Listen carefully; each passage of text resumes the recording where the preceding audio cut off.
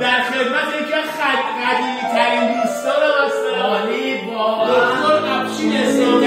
سورپرایز سال بعد. آقای افشین اسلامی پزشک حاذقی که واقعا باعث افتخار هر ایرانی هستن، جزو جراحان تاپ آمریکا هستن. دکتر جون باعث افتخار منی.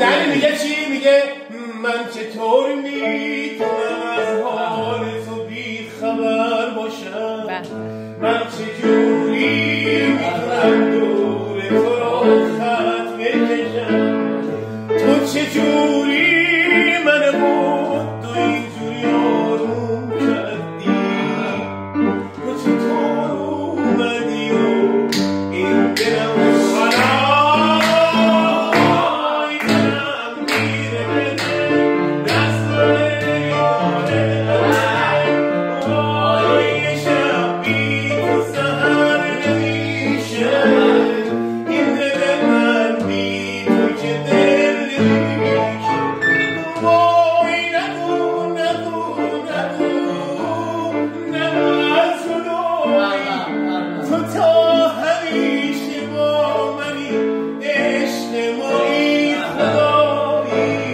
دکتر جون شما هم ببینید.